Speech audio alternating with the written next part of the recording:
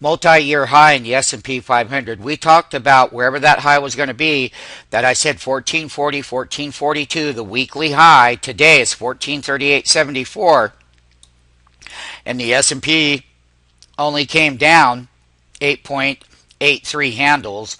However, what are we looking for is where those natural sellers will come in and take profits, even though we got FOMC meeting this week. We got Germany court coming out. We have all kinds of things going on. But here's that great bull trend that is trying to break multi-year bear trends.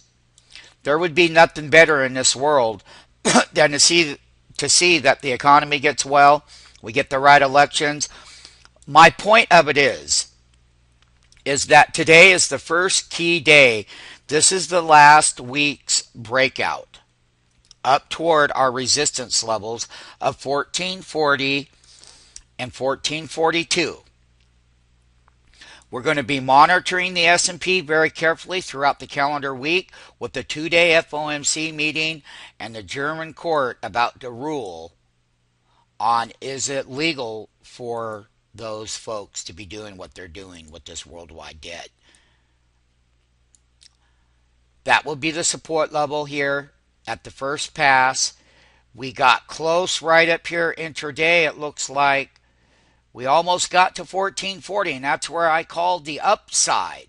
So when we started out over here, either we were going to go down and test support, or we were going to go up to the target. So instead of hitting 1375 and 1360 on the downside, we decided to go up and test the upper end of the range first. Now we're going to look at what future intraday reversals would look like in the broader S&P bull market, because it is a bull trend, and bull trends have to have shakeouts.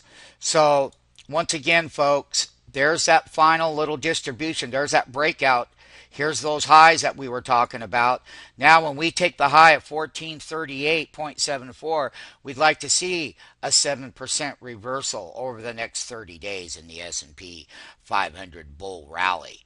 Meaning bull rallies need to come down and test support levels down here and set it up so you can get to the 1490 level in the S&P. But more importantly is you need to come down around 1360 in the S&P to set up a calendar year-end rally within the 2012 double right side bull rally markets that we've experienced.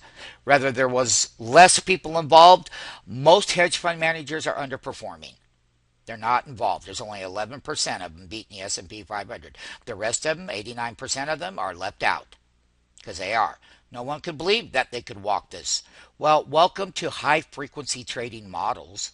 And we're happy to announce the fact that the S&P 500 hit our target, and that the upside, there's going to be more volatility in the S&P 500. So when you go up and you hit our resistance levels, then you reverse. You go up and you hit resistance, and then you reverse, and then you make lower lows. You come back and you test half of this breakout.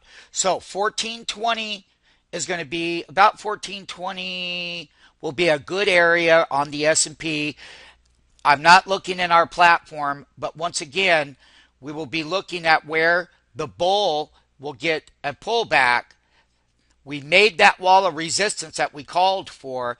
We're constantly updating this S&P bull rally. It is overbought on a weekly chart, and it's been overbought for a while.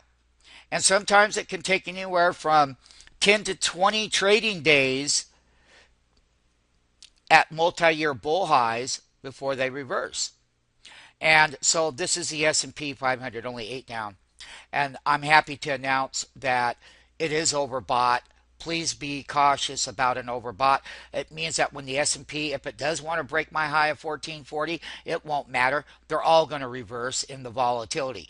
Bulls must have pullbacks, as I said. The month of September, it is 9/10/2012. The month of September is just starting, as far as I'm concerned, because last week was a carryover of the summer bull rally to this high here.